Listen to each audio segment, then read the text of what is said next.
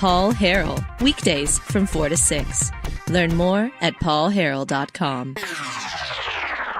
Welcome back to the program. Thanks so much for being with us. Merry Christmas to you guys out there. I want to now transition. I want to welcome back to the program. We've got Mr. Jacob Bundrick, a policy analyst with the Arkansas Center for Research and Economics, and Dr. Thomas Snyder, associate professor of economics at the UCA and the Arkansas Center for Research and Economics. Guys, welcome back to the program. Thanks for having us on, Paul. Hey, thanks for having us. Yeah, absolutely. So you guys have a new paper out on the Quick Action Closing Fund. Can you guys just kind of tell us what is the Quick Action Closing Fund the way you see it? Yeah, so the Quick Action Closing Fund is a targeted economic development incentive program. More technically speaking, it's what's known as a deal closing fund. It was created in 2007. And what it does is it allows the state to provide discretionary cash grants to select entities for the purpose of economic development. All right, so these are subsidies that are given out to businesses or local economic development agencies, other public institutions, things like that, for the purpose of attracting and retaining business within the state. These subsidies are approved by the governor and reviewed by the legislative council. So that means that they're primarily awarded to businesses at the discretion of the governor. Since its inception in 2007 and through this most recent fiscal year, the legislature has appropriated about $176 million to the fund, and it's been credited with creating or retaining about 20,000 jobs. Wow. Credited, you say creating or retaining with 20,000 jobs? Yes, that's as of the most recent annual report of the fund. The AEDC is required every year to produce a report and submit it, and they said that these subsidies have been responsible for creating or retaining about 20,000 jobs. Since 2007? Yes, sir. That seems like, how much money are we talking about here? Like, how much money have we spent since 2007? Well, the distribution amount that's calculated in it changes because there's clawback agreements. In our paper, which goes through fiscal year or calendar year 2015, there was about $102 million distributed to individual businesses. That excludes about $13 million that was given to the Arkansas Development Finance Authority for the Arkansas Venture Capital Program. But obviously, there's been some more subsidies handed out since then. But yeah. The figure that we have in our paper is about $102 million. Wow! And that's adjusted for inflation. Since 2007, and yes, with 20,000 jobs distributed over that 10-year period. Wow. Okay, so what are some possible effects of the program on job creation? I mean, that doesn't sound like a very good ratio to me. Yeah, what motivated our study is that, in theory, the Quick Action Closing Fund can have positive or negative effects on jobs. So to have a positive effect, though, the government must be able to spend taxpayers' money, right, in a way that could create more jobs than if the taxpayers spent that money themselves. Right. So, in other words, the QACF will work if the government can allocate money more efficiently than the taxpayers can. Right. But there can be overall harm, of course, if it doesn't. Right. So, if the Quick Action Closing Fund effectively taxes individuals to subsidize other individuals. So if the money given to those subsidized individuals creates jobs, but the loss to taxpayers, right, loses jobs, then overall, which is greater? And it could be either way. So like most policies, too, this QACF, it can have unintended consequences. People could get involved in rent seeking, which we call lobbying. So the people spend their time, their effort, their resources lobbying the government to get money when they could have spent their resources and time creating goods and services. So in addition, these companies may seek subsidies they don't really need. So it's hard to tell. So if you're the government, how do you know if that company really needs the money to get started, right? But the companies always like easy money, and the politicians, they don't mind doing something that shows that they're actually improving economic development. So yeah, that's kind of our motivation for the paper. Wow. Good grief. So What did you find? I mean, what would you say that Jacob Bundrick and Dr. Snyder? What did you find in the study? Yeah, so we looked at it a few different ways, and what we tried to do is look at a 4-year cumulative effect of these subsidies. So what happens, you hand subsidies out, what happens in a 4-year period after that, right? And the reason for that is because these subsidies, whether they have a positive effect or a negative effect, it's probably going to take time to develop, right? And then we wanted to look at the effect at the county level, right, to get a broader perspective. If you give a company a subsidy, to some degree, you expect that company to be better off themselves, right? It's just like if you gave me, $100,000, my personal finances are going to be better off, right? Mm-hmm. So looking at the county level, we see some the broader effect on the economy. We can pick up some of these either multiplier effects, as the economic development world likes to call them, or these unintended consequences. So what we found is, in this 4-year period, when subsidies are issued to businesses in a given county, we don't find any statistically significant effect on private employment or private establishments. So there's no positive effect, there's no negative effect. But then we also wanted to look at spillover effects, right? So if subsidies are issued to businesses in a given county's bordering counties, so say we're in Faulkner County and subsidies are given to businesses in Pulaski County, do those subsidies have any effect on Faulkner County's employment and private establishments? And what we find there is that there's no effect on private employment, but there is a small negative effect on private establishments. So that effect is statistically significant, but economically speaking, it's very, very small. So we generally concluded that there's no effect from issuing subsidies, positive or negative. So these subsidies aren't having any kind of effect on the county level economies here in Arkansas. I mean, that goes directly against like the modern thought from like what's accepted in politics in Arkansas today from these public officials. This goes directly against that.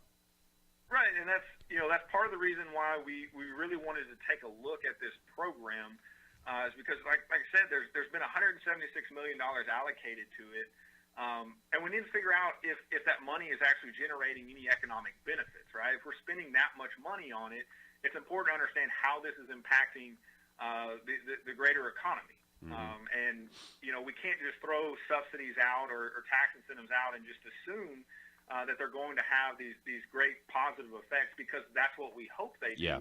We have to actually evaluate them and see whether they're accomplishing their desired goals.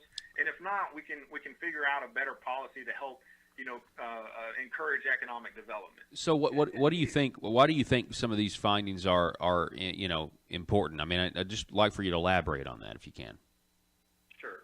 I mean, we see that there's no real effect, so that can give us. I'd also be somewhat skeptical of the program, whether it really should exist or not. And one thing we don't actually consider in our paper is that $176 million could have been spent elsewhere, right? So you can actually give it back to the taxpayer. The taxpayer could have spent that. We don't know what would have happened then if the taxpayer just spent that money themselves.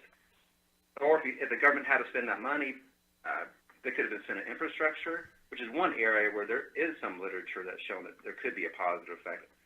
Or school teachers, workforce development. But instead, we're spending the money on something that is not proven to be effective. It is something that, you can see the positive effects, but you can't see the negative effects. So it's very attractive, these sorts of programs, for politicians and people, because you can see, wow, this job was created. But what you don't see is that, well, in order to create that job, we had to take money from someone else and destroy jobs, right? And overall, in our study, we show that, this policy is not shown to be effective. Not just our study, by the way. There's other studies, too, that the typical study finds that these programs don't work. Well, one of the other things that we could have done with that money is keep it in the taxpayers' hands and let taxpayers hang on to it and spend it how they see best fit. So that's I'm sure you'd agree with me on this. That's my alternative use of those funds if it's not an effective program. I mean, $176 million from 2007 to now, and we've got 20,000 jobs to show for it over that amount of time. I mean, that's just ridiculous. So the government is not very good at creating jobs. You guys have any other concerns with the Arkansas economic development incentives that we hear so much about? Yeah, the study really highlighted to us how big of a problem transparency is with incentives. So, the Quick Action Closing Fund is not the only incentive program that the state utilizes. There's all kinds of other incentive programs like Create Rebate. InvestArc was a big one, but thankfully that's been eliminated. So that was a good job there by the legislature. But in all these other incentive programs, there's not very much information about which companies are receiving the incentive, whether it's a tax break or some other type of low-interest loan or something like that. There's not any follow-up on how these companies are delivering on their promises, how much they're actually getting in incentives. That stuff is not public information. And so from just a standpoint as a citizen that is hoping to be able to evaluate their government and how they're spending our tax dollars, right? It really creates a wall where you can't accomplish that, right? So if I'm a voter, I don't really know how effective these policies are. It makes it hard for me to determine what I want out of my government. The other part of that is from an evaluation standpoint. As we mentioned earlier, we need to be sure that these incentives are actually having the desired effect if we're going to continue to implement them. And when there's that lack of transparency, it makes it very difficult to do that. So it's like we're throwing darts at a dartboard, but we have a blindfold on. We hope that these policies are leading to economic gains, but we don't really know that for sure. So if there's what would be really beneficial is just increasing the transparency around these incentive programs. Yeah, and that's an issue because the government a lot of times doesn't do a good job of policing itself, and in this case, it would go against a lot of interest. It goes, to report that your, economic development program was a failure, or didn't do what it said. That takes credit away from the politician, and that also means that maybe some of these, resources that are going to corporations, corporate welfare may dry up if people decide to go a different direction. So, I agree with what you're saying 100%. We do need to know whether or not these things work. I think your paper here, I think it's suggesting that it doesn't work. We're not getting the most bang for our buck. If anything, it's a gamble, and I don't think we want to send politicians to Las Vegas with taxpayer money. So why do we want to set up this same kind of situation here in Arkansas when it comes to supposed job creation? So here's another question: if job creation is a priority of the government and the Quick Action Closing Fund appears ineffective, are there any other options? Yeah, well, programs like the QACF effectively will raise tax or punish people or companies to give special breaks to others, right? Instead of doing that, we can engage in a more comprehensive tax reform to simplify the code or broaden the base and lower the rates. Right? We're trying to attract businesses here, but instead of having special breaks for others and raising taxes on other people, why don't we just have lower rates overall? Right. So most economists suggest doing that. In fact, we have a tax book on our website, uca.edu/ACRE, where Dr. Jeremy Horpedon and others have a detailed strategy for tax reform.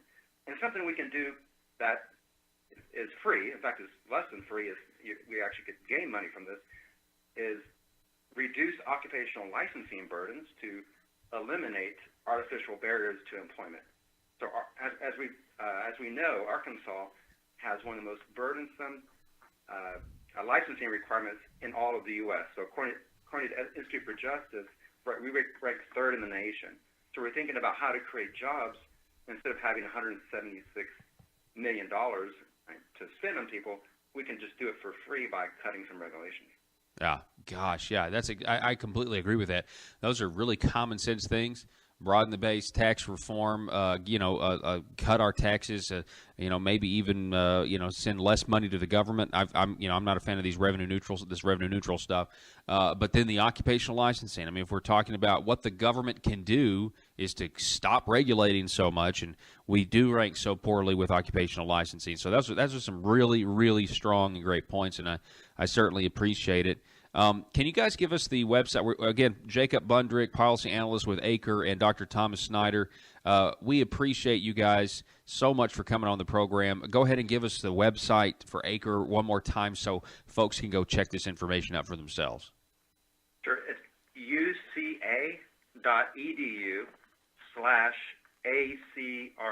So uca.edu/acre. All right. You can find lots of research on there on some important economic policy issues here in the state. So. All right. Well, I appreciate it, guys. You guys have a Thanks, Paul. We appreciate it. Merry Christmas and keep up the good work. Yeah, Merry Christmas. Thanks. All right. All righty. Folks, I just want to remind you that great